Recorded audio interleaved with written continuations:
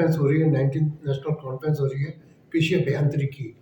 उसमें doctor S N Jha साहब उप महानिदेशक ICCSR से आए हुए हैं और वो पूरे देश में जो कृषि अभियांत्रिकी के अंदर प्लास्टिक उसके इम्पैक्ट को लेकर काम कर रहे हैं और वो राजस्थान में भी काम करना चाह रहे हैं। हमारे साथ है पीके सिंह साहब यहाँ के फैकल्टी के इंचार्ज हैं और वो इस कॉन्फ्रेंस को ऑर्गेनाइज करवा रहे हैं। झा साहब, हमारे चैनल पे आपका स्वागत है।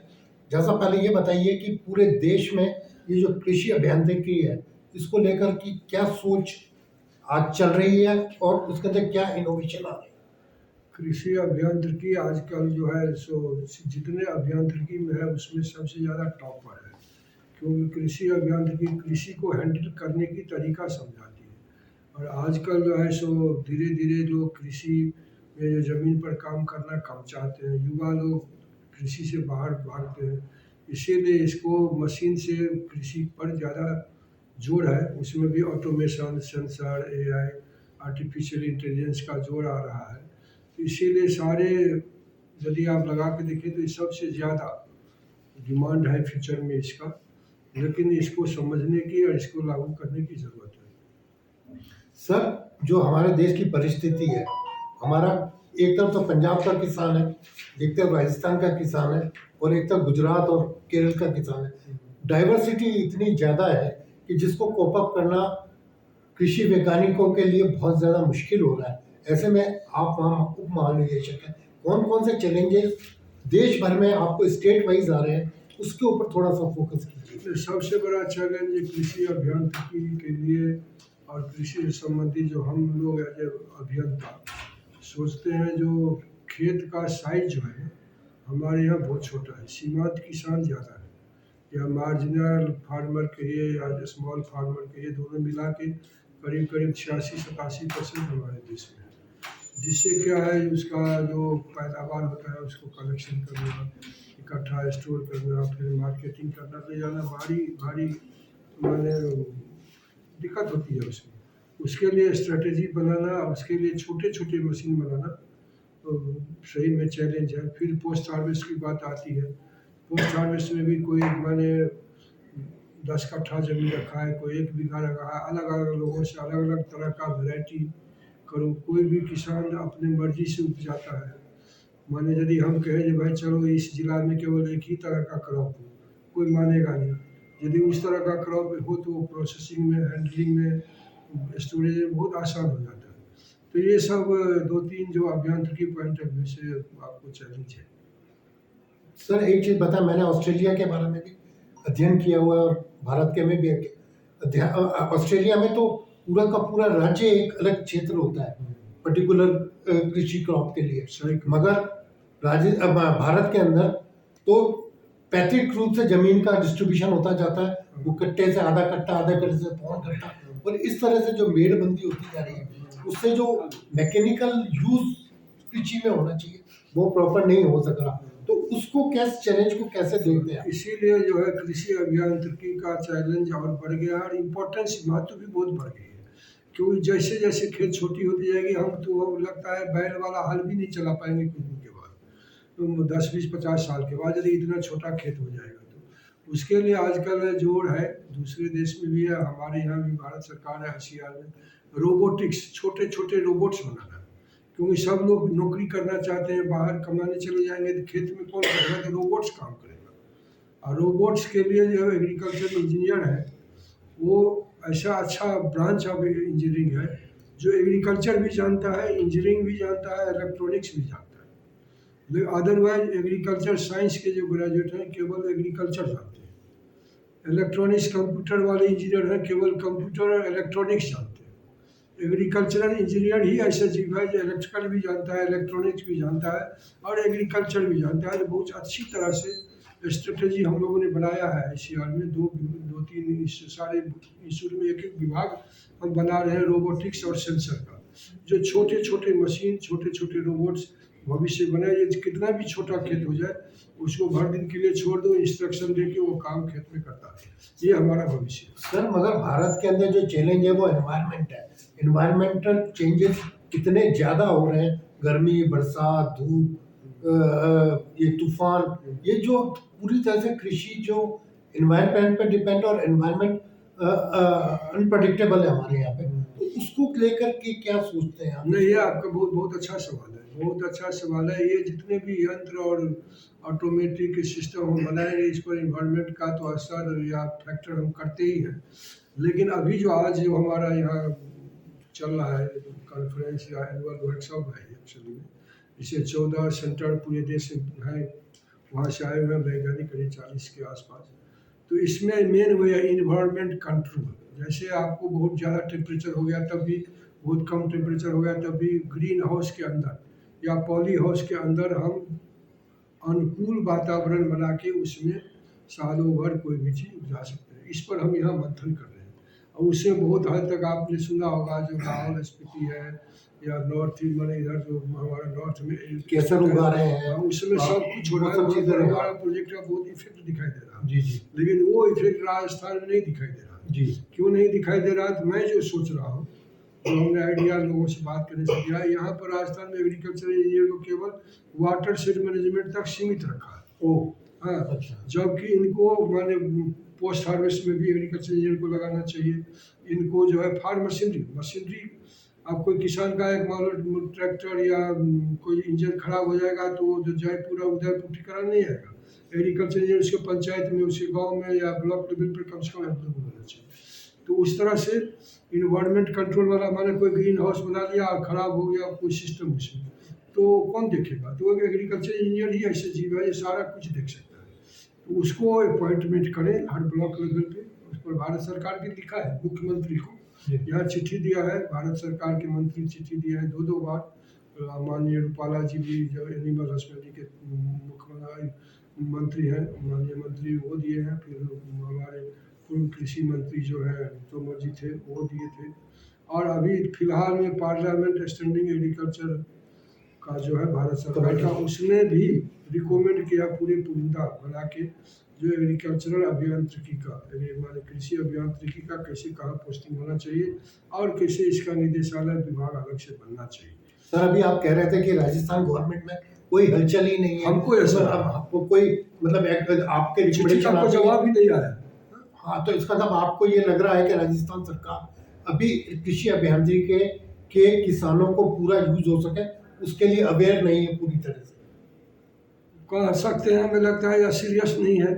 यदि हमने 2-2 बार चिट्ठी दिया तो कोई जवाब भी तो आना चाहिए। जी और कोई कठिनाई है तो हम वो भी साथ मिल के बैठ के दूर कर सकते हैं। और यदि इसको एक विभाग के अंदर रखेंगे तो क्या होगा, मॉनिटरिंग भी काम होगा। जो जितने भी अभियांत्रिकी से संबंधित स्कीम सेंट्रल गवर्नमेंट का हो या स्टेट गवर्नमेंट का, उसको इम्प्लीमेंटेशन में भी एफिशिएंसी बढ़ जाती है। अदरवाइज अभी क्या हो रहा है, जो मान लीजिए कोई ब्लैक स्मिथ लोहार का काम कोई कारपेंटर देख रहा है, कारपेंटर का काम लोहार देख रहा है, ऐसा तो नहीं हुआ। हो सकता है वो तो अच्छा देख रहा हो, अच्छा मॉनिटर कर रहा हो, लेकिन सेम विभाग का यदि सेम बंदा मॉनिटरिंग करता है इम्प्लीमेंटेशन, तो सब लोग कॉमन सेंस से समझते हैं, बेहतर होता है। सर, हमारे राजस्थान के अंदर एक तो किसान गरीब है, दूसरा परंपरागत खेती के ऊपर विश्वास करता है और तीसरा छोटे खेत हैं और अवेयरनेस की पूरी कमी है। तो उनके अंदर आप जिस तरह का नवाचार लाना चाहते हैं तो वो कैसे कर सकेंगे राजस्थान? हाँ, वही नवाचार लाने में आपको मैंने आश्चर्य होगी। मैंने 3-4-5 साल पहले मैं खुद ही एक अपना मशीन का आविष्कार किया था। चूँकि वहाँ कृषि अभियांत्रिकी नहीं होता था बिहार में, तो मैं खुद मशीन लुधियाना से उठा के वहाँ टीम ले गया था। लेकिन ये कितना दिन चलेगा? इसीलिए कृषि अभियंत्रण का यदि हर जगह लोग है तो उसको दे दिया जाएगा तकनीकी। ये जाके आप गांव में दिखाओ लोगों का ये नया नवाचार हुआ है, इसको लोग देख लें। क्योंकि लोग किसान काफ़ी ज्ञाता है, अनुभवी होते हैं, तो उनको यदि देखते हैं तो तुरंत वो अडॉप्ट करने का टेम्पटेशन आता है मन में, आता है ये अच्छा काम कर रहा है तो ऐसे सुना है पर लोग अडॉप्ट नहीं करेंगे। इसीलिए एग्रीकल्चर इंजीनियर्स का डेंसिटी बढ़ाना जरूरी है।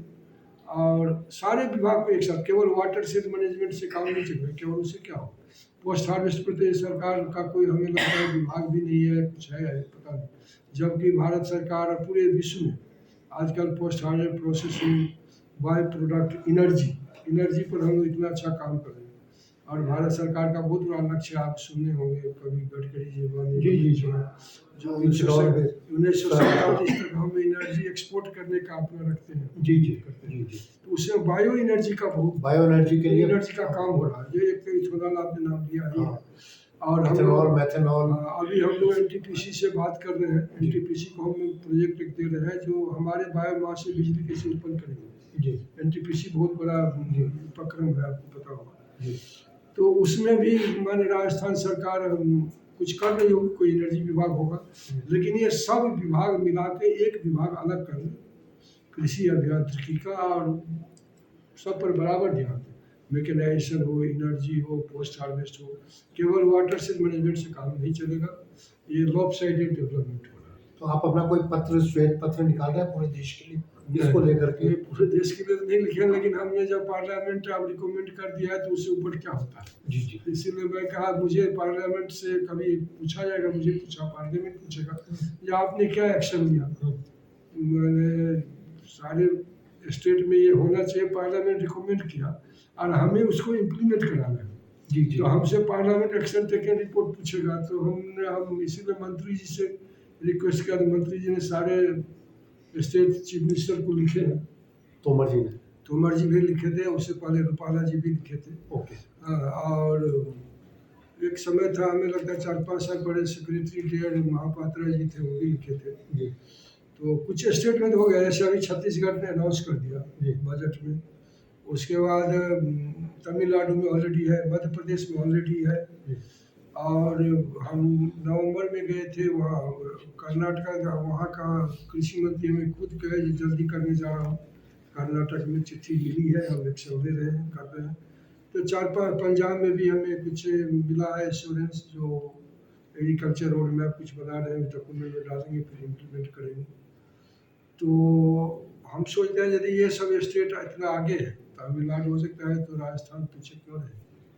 हमारे साथ है डॉक्टर निचिकेत, डायरेक्टर जो है लुधियाना से आए हैं और कृषि अभियांत्रिकी और बारे में हमें बताएंगे कि सर आप क्या सोचते हैं हमारे बारे में, कृषि अभियांत्रिकी में जो चलेंगे सर। मैं एक ऐसे संस्थान से आता हूं जिसका नाम है केंद्रीय कटाई उपरांत अभियांत्रिकी एवं प्रौद्योगिकी संस्थान। हम लोग मूलतः काम करते हैं कटाई के बाद में किस तरह से हानियों को कम किया जाए और किस तरह से मूल्य संवर्धन किया जाए। और उसी कड़ी में एक जो हमारे पास में प्रोजेक्ट चलता है जो कि अखिल भारतीय परियोजना है, जिसमें कि हमारा जोर है कि प्लास्टिक का उपयोग कैसे किया जाए अच्छे तरह से मैनेज कैसे किया जाए, और एक पूरी तरह से वैज्ञानिक और अभियांत्रिकी या इंजीनियरिंग पर्सपेक्टिव के साथ में हम उपयोग कैसे करें कि जिससे कि हमारा फसलों का नुकसान भी कम हो, हमारा उत्पादन भी बढ़े, और साथ में हमारे जो अलग अलग तरह के स्टेक होल्डर्स हैं उनको किस तरह से फ़ायदा मिल सके, कैसे किसान की आमदनी बढ़ सके, इस तरह के सारी चीज़ों में हम लोग कार्य करते हैं। और उसी की एक कार्यशाला हम यहाँ पे कर रहे हैं जिसमें कि अखिल भारतीय स्तर पे जो अलग अलग जगह पे काम हो रहा है, जिसमें कि एनिमल हाउसिंग से लेके poultry housing, animal housing, fisheries और फूड प्रोसेसिंग, इन सेक्टर्स में जो अलग अलग हमारे वैज्ञानिक अलग अलग जगह पे काम कर रहे हैं, वो अरुणाचल प्रदेश से लेके सुदूर दक्षिण तक हमारी परियोजना में काम होता है। और यहाँ पर जो CTI है, यहाँ पर भी हमारा काम हो रहा है, और यहाँ पे वाटर कंजर्वेशन से रिलेटेड बहुत अच्छा काम पास में किया गया है प्लास्टिक का उपयोग करके। तो इन सब का जायजा लेने के लिए और एक दूसरे को ज्ञान का हम लोग आदान प्रदान करने के लिए इस वर्कशॉप में हम यहाँ पे आए हैं। निचिकेत साहब एक बात बताएं, अभी कृषि आंदोलन चल रहा है बहुत ज़्यादा। सरकार ने एक कहा कि जो कृषि का जो MSP है वो उसकी क्वालिटी पर डिपेंड करेगा। जिस तरह से क्वालिटी खराब हो जाती है, काला दाना पड़ जाता है, या तो उसको लेकर के आप लोग क्वालिटी संवर्धन की आपने बात की, तो उसको आप कैसे मेंटेन करवाएंगे? क्योंकि किसान का जो कुछ वैल्यू है वो उसकी क्वालिटी पर डिपेंड करता है, और क्वालिटी हम जानते हैं कि भारत में राम भरोसे है किसान। आप क्या सोचते हैं? नहीं, इसमें हमारी सोच, असल में हमारा संस्थान इसमें एक बड़ी अच्छी भूमिका निभाता है। हम कहते हैं कि जो प्रोसेसिंग शुरू होती है वो किसान के खेत से ही शुरू हो। किसान अपना रॉ मटेरियल बेचने के बजाय यदि थोड़ी सी सफाई करके भी उसको बेच देता है तो वो 2 या 3 चीज़ें बड़ी अच्छी करता है। एक तो ये कि उसका मूल्य संवर्धन हो जाता है, दूसरा ये होता है कि जो गंदगी है उसी से खराबी सबसे पहले शुरू होती है, तो वो भी कम हो जाती है। तो जो स्टोरेज में जो लॉसेस होते हैं वो भी कम हो जाते हैं, आपका ट्रांसपोर्टेशन जो लोड है वो कम हो जाता है, आपका स्टोरेज लोड कम हो जाता है, आपका वैल्यू एडिशन हो जाता है। तो जितना भी प्राइमरी प्रोसेसिंग है, वो चाहे क्लीनिंग, ग्रेडिंग, सॉर्टिंग, उसके बाद में ड्राइंग और इस तरह की जितना प्राइमरी प्रोसेसिंग है, हम तो यही कहते हैं कि वो सारे किसान के स्तर पर होना चाहिए और उसके लिए हमारा पूरा एक इंफ्रास्ट्रक्चर भी होना चाहिए कि किसानों के पास में उपयुक्त मशीनें हों या उनको किराए पे वो मशीनें मिल सके या एग्रो प्रोसेसिंग सेंटर की स्थापना हो जाए, जिससे कि वो ज़्यादा से ज़्यादा चीज़ें प्रोसेसिंग वो अपने स्तर पर ही करें। मूल्य संवर्धन जो होता है, जैसे कि कहते हैं ना आलू के केस में कि 8 रुपए का आलू आप खरीदते हैं चिप्स बना के 800 रुपए किलो में, तो ये जो 8 से 800 रुपए किलो है, ये जो जर्नी है इसमें किसान को अधिक से अधिक मूल्य मिले तो शायद वो फिर एमएसपी के लिए मांग ही ना करेंगे। सर एक बात बताएं, किसान छोटे छोटे लेवल पर भी सबसे जो बात हो रही थी प्रोडक्शन करता है, मगर हर चीज़ की प्रोसेसिंग वो कैसे कर सकता है? उसके लिए दिक्कत भी जब वो खेती करे कि प्रोसेसिंग करे। नहीं, इसके लिए भारत सरकार की भी योजनाएं हैं जिसको कि सब मिशन ऑन एग्रीकल्चर मैकेनाइजेशन कहा गया है और ये भी जो है कृषि विभाग के द्वारा ही संचालित हो रहा है सारे प्रदेशों में। और उस योजना में भी जो प्राइमरी प्रोसेसिंग की मशीनें हैं उनको हमने समावेश करवाया है। तो किसानों के पास में ये मशीनें चाहे कस्टम हायरिंग सेंटर के तौर पर या फिर उनको खुद को सब्सिडी के 40% के आसपास सब्सिडी मिलती है, उस तौर पर उनको मिल सकती है।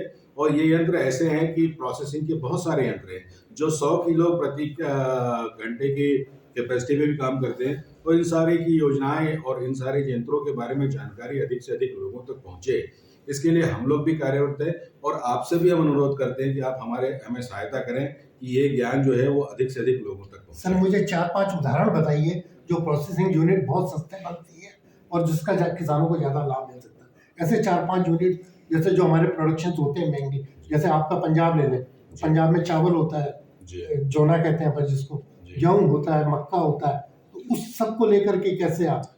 देखिए, इसमें एक हमारी पूरी किताब है सक्सेस स्टोरीज की। हमने लगभग 300 agro processing centre across India हमने स्थापित करवाए हैं, जिसमें कि किसानों ने न सिर्फ प्रोसेसिंग करके लॉसेस को कम किया बल्कि अपनी आमदनी दुगनी तिगनी या उससे भी ज़्यादा की है।